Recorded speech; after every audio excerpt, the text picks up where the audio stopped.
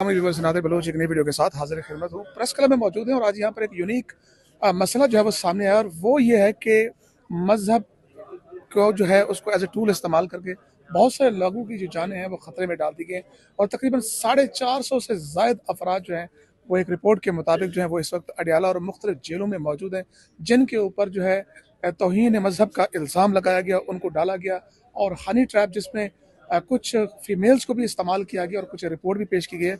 और आज हमारे साथ एडवोकेट मोहतरमा जो है ईमान मज़ारी साहबा मौजूद हैं, उनसे पूछते हैं कि ये क्या केस है, ये यूनिक केस सामने आया है और जिससे पता चलता है कि किस तरह नौजवान अफराद के जिनके बारे में बताया जा रहा है कि कोई हाफिज़ कुरान है और कुछ सादात हैं जो खुद मुसलमान हैं, उनके ऊपर भी इस तरह के मुकदमा डाले जा रहे हैं। और आप लोगों ने यहाँ पे ये भी बताया गया कि बिजनेस ग्रुप है, क्या डिटेल है इसकी? देखिए, तफसील ये है कि एक पाकिस्तान में लीगल कमीशन ऑन ब्लास्फेमी बनाया गया था।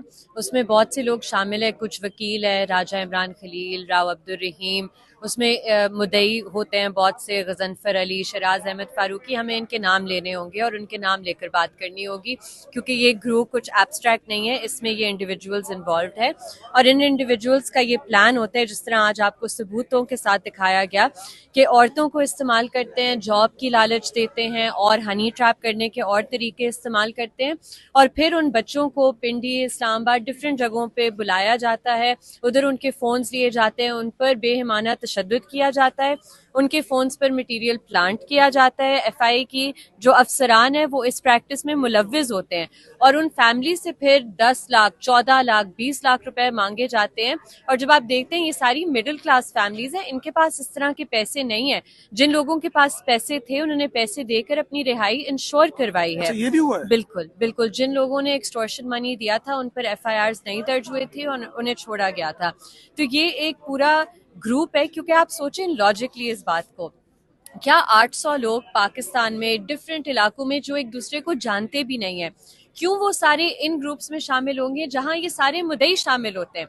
कभी एफआईए या अदालत ने इन मुद्दईयों से पूछा है कि आप कैसे इन सारे ग्रुप्स में 8 महीने, 6 महीने, 10 महीने होते हैं और फिर आप कहते हैं कि हम एफआईए के पास गए और हमने रिपोर्ट किया, आप उन ग्रुप्स में क्या कर रहे होते हैं? ये ऑब्वियसली सवाल रेज होता है कि ये ग्रुप्स कौन बना रहा है। और अभी क्योंकि हमने आपको सबूतों के साथ दिखाया, इंटरनेशनल नंबर्स, वर्चुअल जो नंबर्स इस्तेमाल करते हुए इस तरह के ग्रुप्स बनाकर इस तरह भी ट्रैप किया जाता है कि वो औरत खुद ब्लास्फेमस कंटेंट उस बच्चे के साथ शेयर करती है और वो कहता है, नाउजुबिल्लाह, आपने मुझे क्या भेज दिया? तो वो कहती है, मैंने तो आपको कुछ नहीं भेजा, मुझे दिखाएं।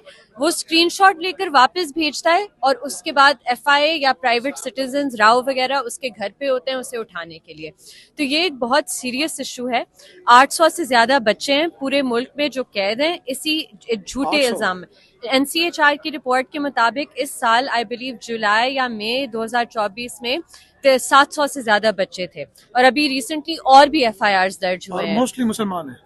ऑलमोस्ट ऑल मुसलमान है। अच्छा। कुछ जैसे आपने जिक्र किया, कुछ हाफिज कुरान है, कुछ केमिकल इंजीनियर्स हैं, मिडिल क्लास हार्ड वर्किंग जो हमारी यूथ है, उन्हें इस तरह इंट्रैप किया जा रहा है। और आप देखें कि ये जो ग्रोह में शामिल है, राव अब्दुल रहीम, इमरान खलील, शराज अहमद फारूकी, इन लोगों की स्टैंडर्ड ऑफ लिविंग में कितना सिग्निफिकेंट इंप्रूवमेंट आया है, ये देखने की जरूरत है।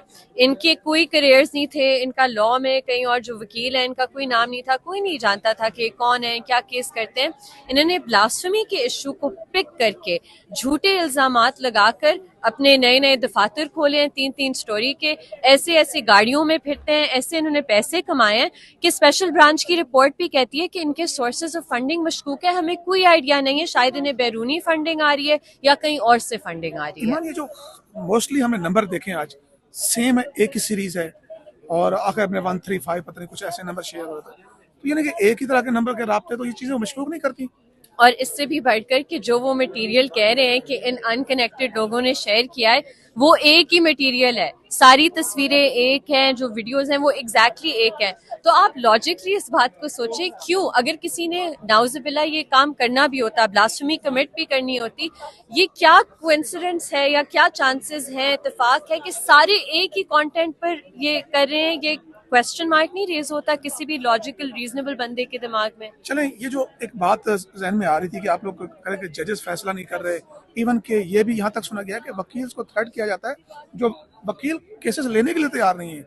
आप हिम्मत है आपकी, आप चलो मतलब सामने आई हैं या एक दो दोस्त और सामने हाथी सामने है, तो मोस्टली तो पाकिस्तान में केसेस को फॉलो करने वाला भी कोई नहीं है। देखिए, यही इसमें दो इश्यूज है ना। एक कि फैमिलीज को एक्सेस टू काउंसिल नहीं होता क्योंकि उनके पास पैसे नहीं होते काउंसिल एंगेज करने के लिए, जबकि ये जो दूसरी साइड है इसके पास बहुत से पैसे हैं और ये हर वक्त अदालतों में होते हैं।